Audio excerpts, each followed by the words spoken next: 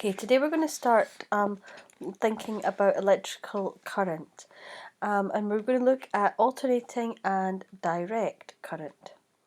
So AC, alternating current, and DC, direct current, are terms that most people are very familiar with. But we're going to understand what these terms mean, we need to really firstly look at what is current. So current can be described as a flow of charge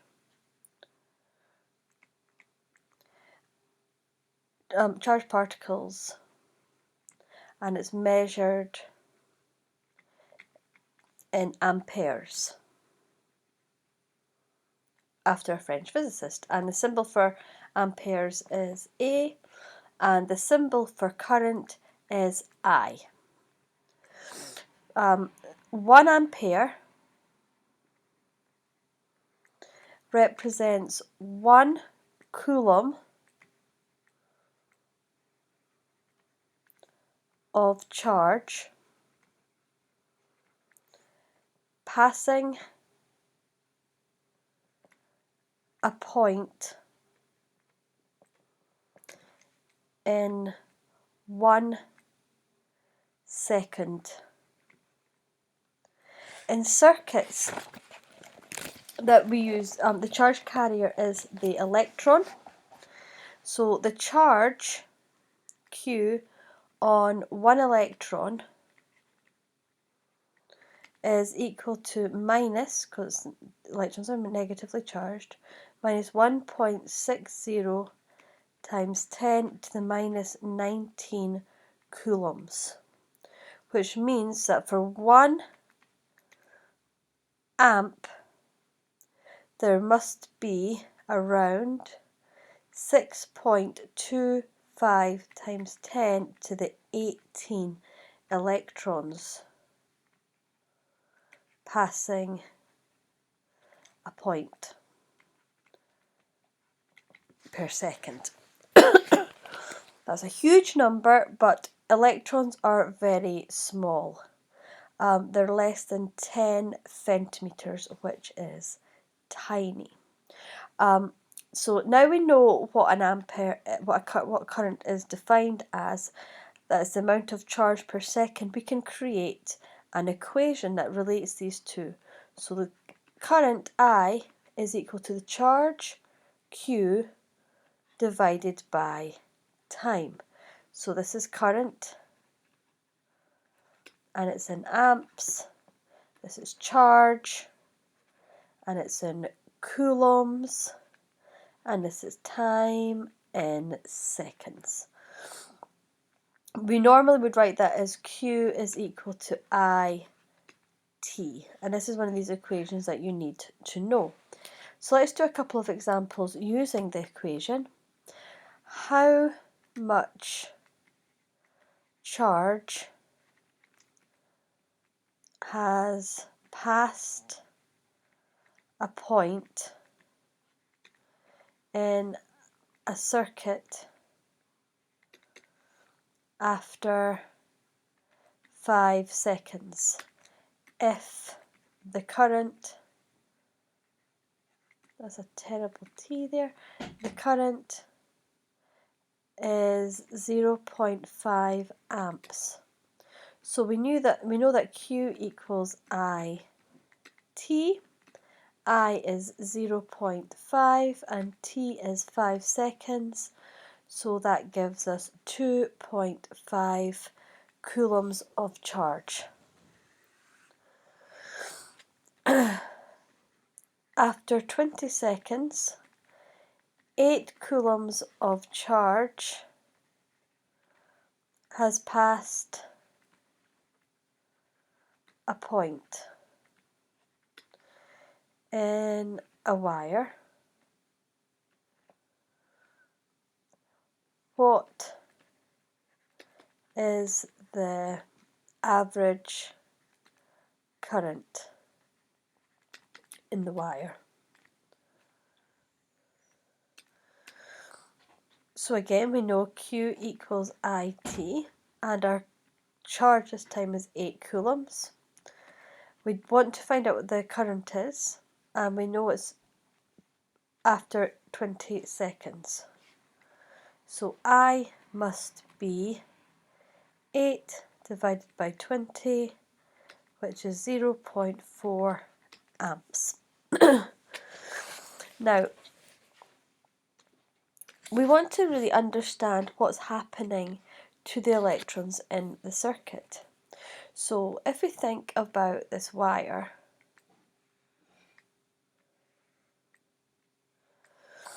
and it's got some thickness, some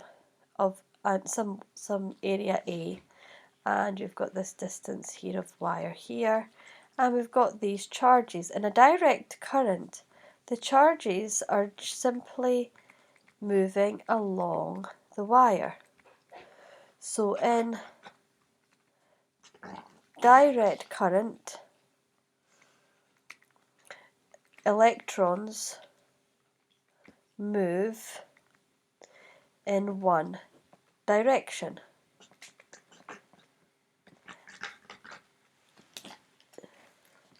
Very slowly. So the rate at which, so if say this was 1 millimeter squared, and say there's a current here of equal to 1 amp, the velocity of the electrons would be around about 0.1 millimeters per second. And we talk about the average velocity because the electrons there will be variation. Some will be moving faster, some will be moving slower. The rate at which they flow through this wire is dependent on the thickness of the wire, but also the material in which the wire is made from. We obviously need a conductor, and conductors are metals which have free electrons, but different metals have a different depending on the chemistry of that metal, you'll have the amount of electrons that are free to carry charge will vary, and that will affect not only the velocity but also the conductivity of that metal. The electrons also do not flow in a perfectly straight line. They'll be bouncing off each other. They'll be bouncing off the atoms that are within the metal, and if there's any impurities in the metal, all these things will play a part in the flow of these electrons in this wire. When current was first investigated, it was assumed that it was a flow of positively charged particles because the electron hadn't yet been discovered. However, electrons are negatively charged, and as a result, the current is measured in the opposite direction to the actual movement of the electron. So I'll say that again.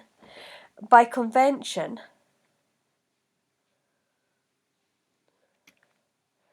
current is measured in the opposite direction to the movement of the electrons. So the flow from the electrons move no S there, from the negative terminal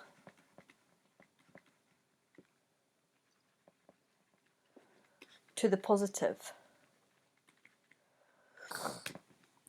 But current in many texts is measured as the opposite to that, and that's just because of the historical convention, because historically they believed that it was a flow of positively charged particles, and that's why we get that that ambiguity. So we measure the current in the opposite direction of flow, but the electrons are actually flowing from the negative terminal to the positive terminal, and it's just important to really lock that in and remember that. So that's direct current. What about alternating current? Alternating current is a bit more strange. Whereas direct current, they all just flowed in one direction. The movement in alternating current is because the current is constantly changing direction.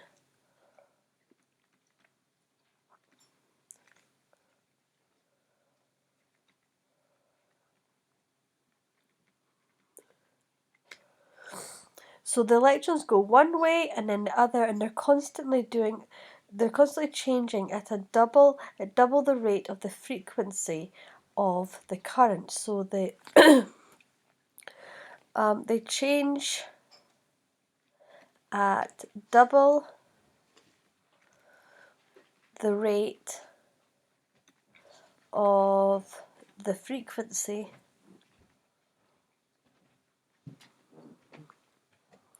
of the current. As a result, the electrons do not actually travel, but they simply vibrate. So if we have our bit of wire again, they're kind of just vibrating back and forward, which seems a bit strange. What is actually happening here? How is energy being transferred? So it's the energy transfer in the direct current where the electrons are moving really slowly, and the alternating current where they're just jiggling backwards and forwards as they vibrate, is that the energy is transferred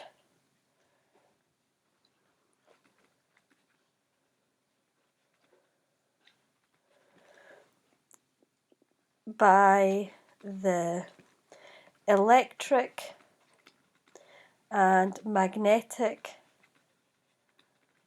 fields associated by the signals.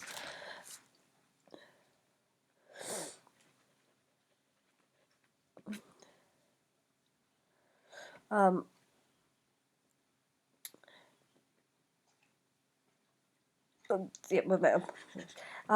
energy is transferred by the electromagnetic fields, and they carry the signals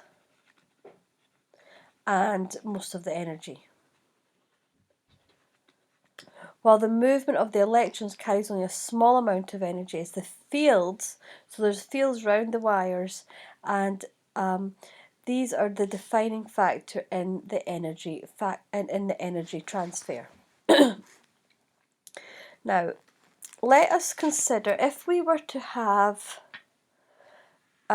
look at, this will be direct. So this is voltage, and this is a DC supply, and this is voltage, and it's an AC supply. I'll just write V. So this is 0 volts, and say we had a supply and it was 230 volts. For a direct current, you just see a straight line. For an alternating current, you would see this.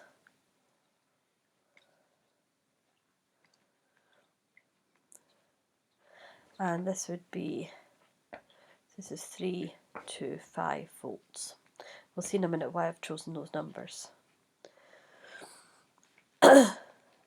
Now, if I ask you what is the voltage of the direct supply, that's easy to know. But if I said what's the voltage of the alternating current, it's not so sure because it's constantly changing between 0, 325, and it goes down to obviously minus 325.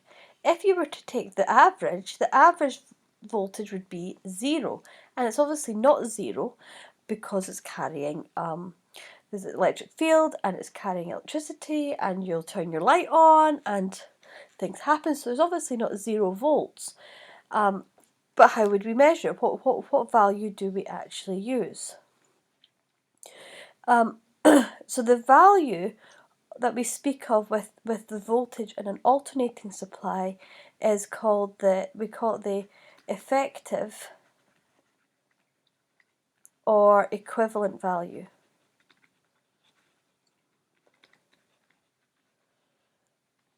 And it's equal to the root mean square,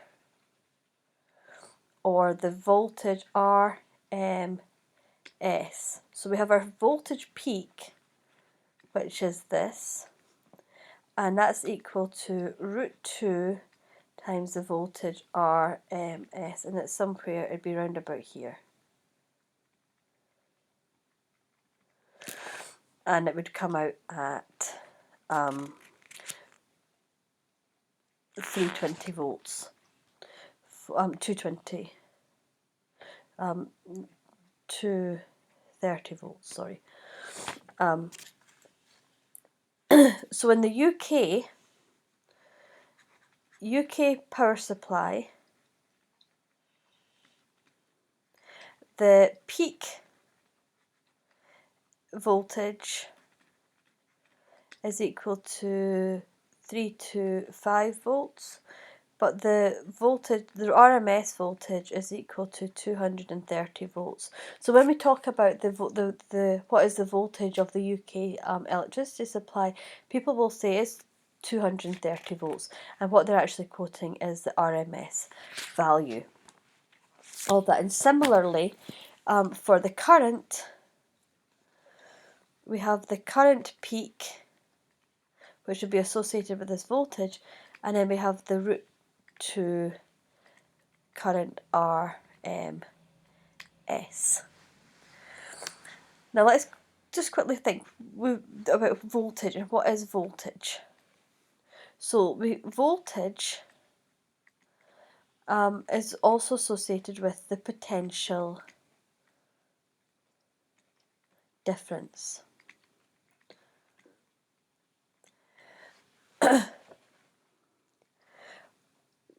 Which we can call the PD. And this actually gives us, this is a better term because it actually gives us a clue as to what voltage actually is. So every point in a circuit has an electrical potential. So there's an electrical potential at every point in a circuit.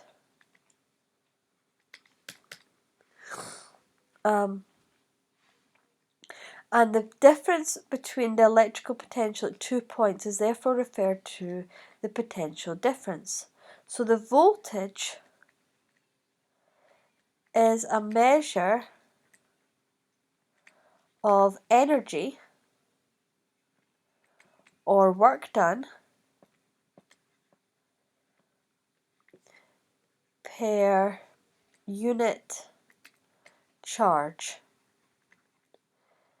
In other words, 1 volt is equal to 1 joule for every coulomb of charge. And we have the equation V equals energy, the work done energy over charge. Let's quickly talk about an oscilloscope.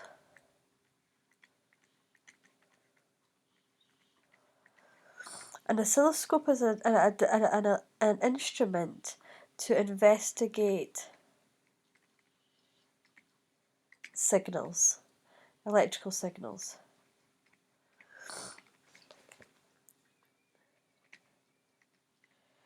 And it'll often have like a little display on it with a grid.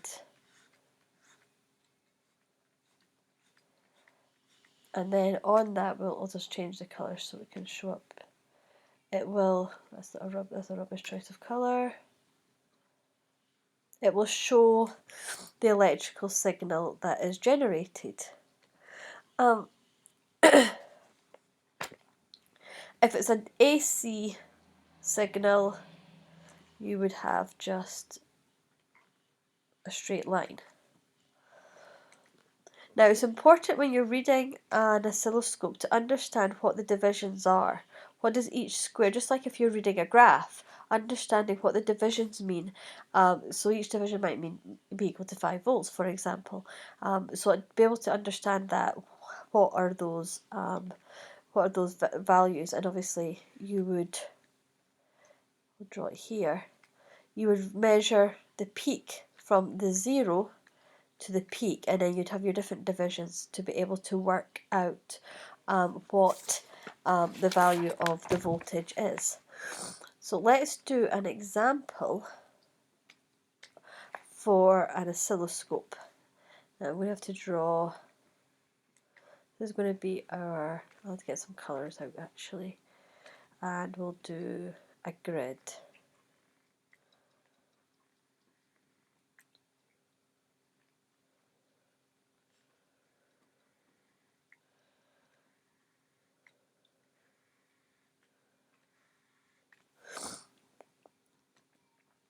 Oh, I need to draw the grid in the opposite direction too.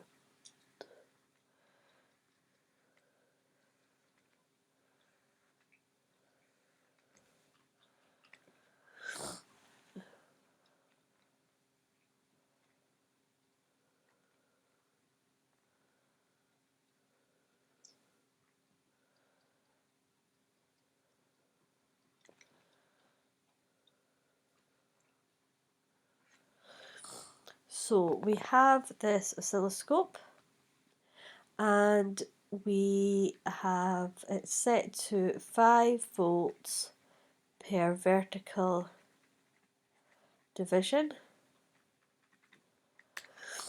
and 10 meters per second, 10 milliseconds, sorry, per horizontal division. And we want to find out what V peak is. So we've got 1, 2.5, so it's 2.5 times 5, which is going to give us 12.5 volts. And then we want to find the RMS value. So that's going to be the peak over root 2, which gives us 12.5 over root 2, which is 8.8 volts. And then we want the period of the wave. So the wave is the wave from peak to peak takes 4 horizontal divisions. So we'll do it from here. 1, 2. I've not drawn it very well. It's meant to be, sorry. Another one here. So 1, 2, 3, 4. That's my bad drawing. So we count the number. You can either do it from the different troughs or the peaks, depending on how the oscilloscope is, what you see. So there's 4 horizontal divisions between troughs, and that would also be between peaks as well. So we've got 4, and each trough is 10 milliseconds, which is 0.01, which is 0.04 seconds. And finally, we want to find the frequency of the wave. And frequency is 1 over the period, so that would give us 25 Hertz. So I hope that helps.